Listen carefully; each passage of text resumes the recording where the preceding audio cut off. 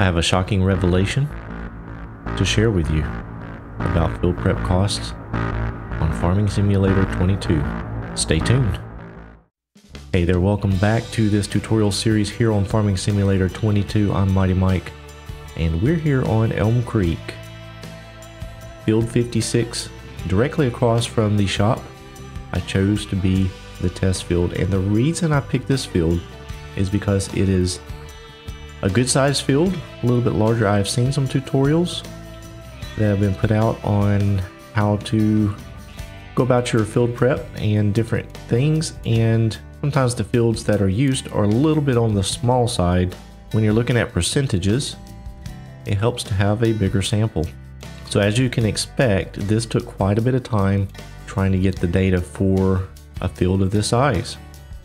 But I have completed some tests. I actually ran 10 different tests with the different parameters, and I got some different costs and results, and it is shocking. I think you're going to be surprised about the results and what it takes and what it costs to prep a field to make the best yield. So we're going to jump right into it. What I'm going to do is pull up a little spreadsheet here that I have created, and we're going to walk through this. I'm going to explain to you what I've done and what the results mean. So for each test, the field had lime, and I did put out fertilizer twice, once through the seeder and then again through a sprayer. So I don't have that included in the cost of the field because, as we all know, you're going to do the lime and the fertilizing. There's too big of a hit to the yield by not doing those. So I included those, but they are not included in the test results because every test had those done.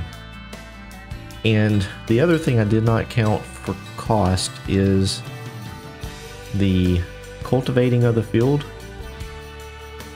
the weed control, if any, or the harvesting, because those are pretty much a necessity for every field you harvest. What I did count as extra cost was mulching, and I used a worker to do the entire field and got the cost. Also with the rolling of the field for the seed bed, I also counted that cost, as well as rock picking, because all of those three things are extra from what we have been used to. So I wanted to find out if you used a worker to do those functions, does it pay off? So my initial test was a plowing, kind of a baseline test, because according to Giants, when you plow a field, you get the best yield. So I plowed the field, we put seed in the ground, had fertilizer, lime, and there's no weed control when you plow. Plowing does not allow weeds to grow back, kind of a bonus for the extra time it takes to plow. You see there on the very top line, we had a yield for this field in oats of 30,668 liters, which comes out to a total profit of 48,946, and that is our baseline. So all of the other tests had different variables in those. So we're going to go down the list here real quick. I'm not going to spend a whole lot of time on it because I will post this in my Discord if you want to make a copy of it or pull it over for your own use. But I think this is going to paint an interesting picture on field prep.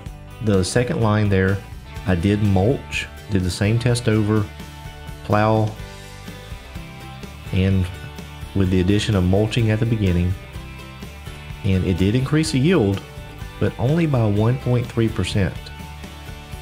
Nowhere close to the 5% that has been noted for mulching. So it did increase the yield, did increase the total profits. So when you factor in the cost for the mulching that it took to do this field, you actually lose money to $48,391 instead of $48,946. So a considerable hit, and it's extra work and extra equipment that you have to buy or lease. Third test was same thing. We plowed the field and then planted it. Then we went over it with a roller, which is also supposed to give us the 5% bonus. Yield was 31,061, which is a 1.28% increase, so kind of on par there with the mulching. The rolling wages were much lower because the roller, I actually bought the biggest one available, so it did not take long to do this field. The wages would be more if you used a smaller roller. The downside to that large roller is it's over $100,000. So yes, we increased our profit, and our total profit actually went up roughly $250, but you had to buy the roller and the extra time it took. So is it really worth it? Fourth test, we also plowed. Again, no weeds, but I did pick up the rocks that were on the field. And the reason I did this test is because I was not sure if rocks actually lowered the yield. It does not appear they do, because my yield did not go up. It was exactly the same. Well, total profit was the same as the baseline, but because the rock picking takes so long, again, you have to have more equipment, and the wages actually messed up during the testing. I forgot to write down the final total on the wages, but it was more than the mulching wages. So I just put greater than 1,200 there. It may have been quite a bit more. I did get rocks, 7,800 liters, but as we know, rocks do not pay out very much. So at the most, a few $100 there would not really be worth the effort. So then we moved on to a different type of cultivation. I started with a shallow cultivator. I actually turned weeds off for this test just to see what would happen. And you see there, 30,656.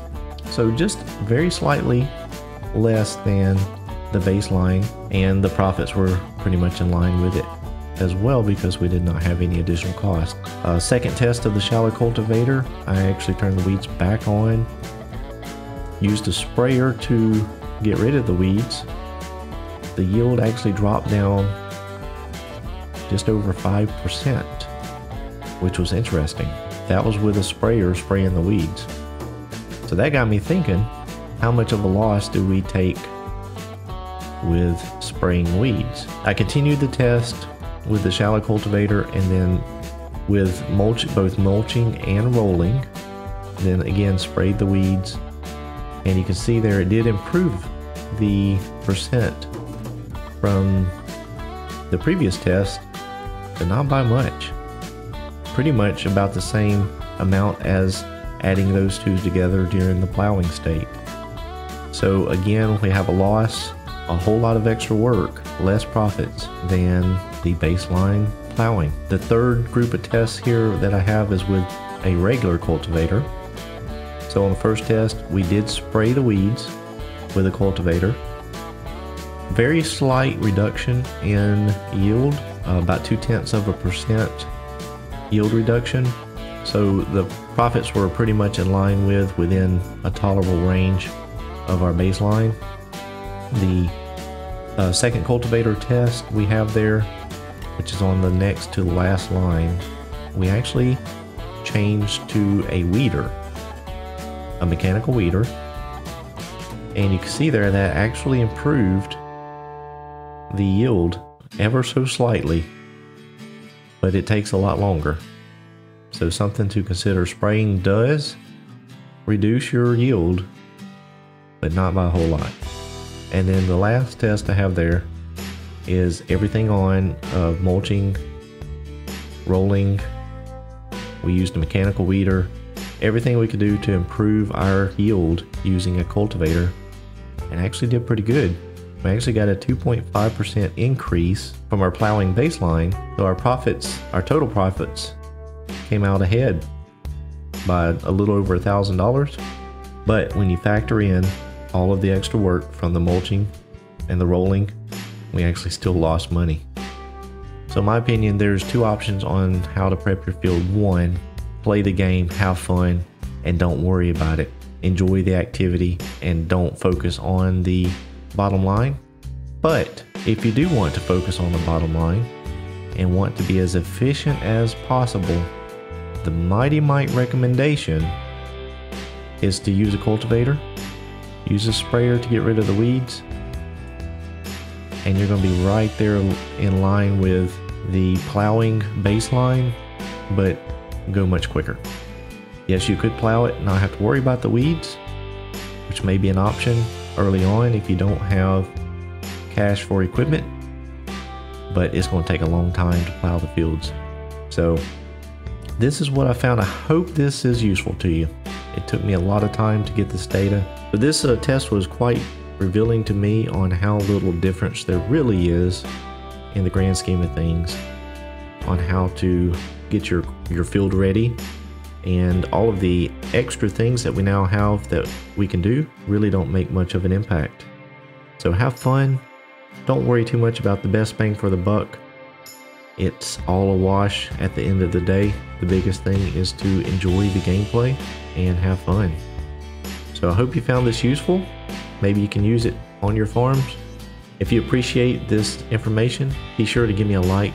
And if you have any comments, by all means, please leave those below. I thank you for watching, and we will see you back here soon.